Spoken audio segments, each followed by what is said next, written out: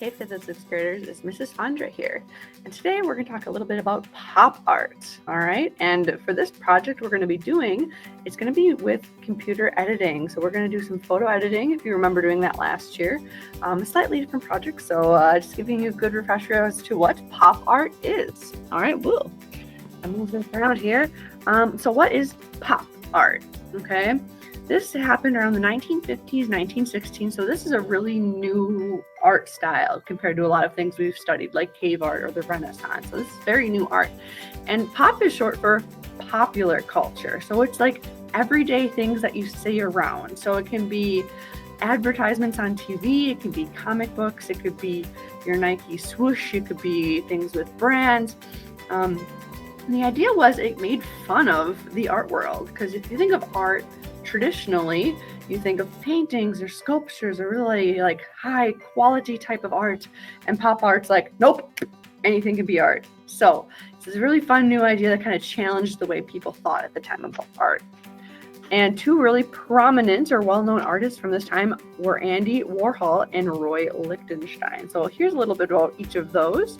Andy Warhol was very well known for his screen printing or his printmaking, and we've done printmaking before, so maybe you can kind of think about that while you're looking at his work. He used lots of bright colors. He did celebrities, he did logos and labels, and he became really, really famous and well known during this time. And if you actually Google Andy Warhol, he did a Super Bowl commercial too. So that's like how recent this art is, okay? So this is a very to-date kind of art that we see around here all the time. And Roy Lichtenstein really focused on the comic book aspect of things. Like a lot of things, people think that's just a story and you kind of page through, but a lot of time and effort goes into it. So that's why he's like, this is art, and we're going to say it's art. And that's why all of his art looks like it's something out of a comic book, all right?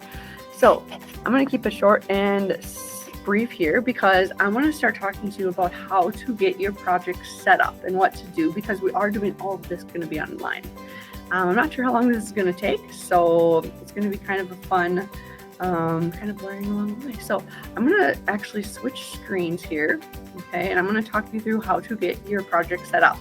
Once I get to that point, I'll actually probably make a second video, because these videos get a little long. So I'm going to share my screen again, and you'll see this stuff going on. And you should see my Google opening page, and I'm going to talk to you about where to go right now. All right. So today we are going to be finding what I mentioned earlier. We're going to be finding a brand or a logo or something like pop culture, something you see a lot of today. It could be like Beats headphones. It could be like video game related. It could be TV show. So we're going to need to get going here by opening up first our photo editing program. So when you're at your Google screen right here, you're going to actually type in Pixlr, Pixlr, and then you'll see some options pop up, and it's actually Pixlr Editor. Okay, I just pushed my arrow down button to get to that instead of typing the whole thing. And you'll see the first option that pops up is Online Photo Editor, Pixlr.com, Edit Image. Okay. So you'll probably get the option of picking, do you want Pixlr X or Pixlr E? Okay, we're going to go with Pixlr E. So you got to click on this little diagonal rectangle here, and it'll open up Pixlr. All right. So there's a lot of stuff going on here. There's some advertisements on here, which is a little annoying. But on the left side over here, I want you to click on Create New. Okay, it's under Home, History, Templates, Create New. I'm going to click on that. If you scroll down a little bit, you can see there's all these empty boxes, and it just kind of describes what's going on in each of them. There's ones that you could do for Facebook and Instagram, and these are really great if you want to get into that stuff. But we're going to stick with Full HD. That's the default one in the top left corner. So I'm going to click on that. And if you want to, right here for a name, put your name here. So I'm going to put Andre for me. Background, we're going to just leave off for now, and it tells you the dimensions in pixels here. So we're going to create it. All right. So you can see now I have a blank canvas essentially that is a checkerboard. All right, so that means there's absolutely nothing here. All right, from this point, we're going to find our image that we want to edit. Okay, this is going to be a pretty straightforward process, because we're going to be finding a logo, and we're going to be changing the colors and kind of making it more eye-catching and popping like pop art. All right, so I'm going to find my image, and then I'm going to actually have a second video about how to edit it and whatnot, right? So I'm going to open a new tab for Google, and I'm going to think of a logo that is pretty well known. You can copy mine or you can do whatever you like. I'm going to do McDonald's logo. So McDonald's logo.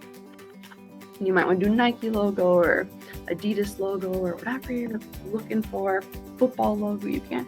And you want to find like the logo you want to actually work with, because usually if you know anything about how time changes and companies grow and change, a lot of times you'll find different logos. So you might find a logo from the 90s or a logo from the 70s or a logo from right now. So whichever one you want to find, that'd be great. So we're going to click on images. And one thing that's really important when we're doing this, we want to find an image with really high quality. Because you know, sometimes you'll click on an image, even like right here, I can click on it, and this one says 750 by 540. So that's a pretty decent size, but the bigger the better. So instead of clicking on all of these, like, oh, maybe this one or maybe this one, or I gotta look at all of these, what you can do, you can go to, when you're going to search up here, underneath this little camera, there is a settings option. And you can do an advanced search. So we're getting really fancy here. So when you scroll down a little bit, you'll see you can look by image size. And right now it says any.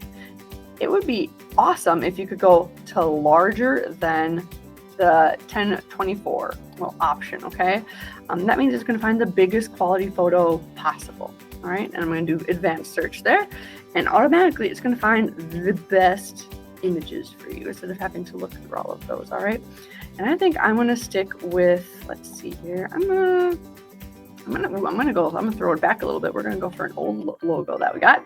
And what we're gonna do, instead of right clicking and doing copy image, which is what we would normally do, Pixlr is a little fussy, we're gonna do copy image address. Okay, it's actually copying the website it's from. So make sure you're clicking this one, and then we can go back to our tab with our project, and we'll go File, Open Image URL.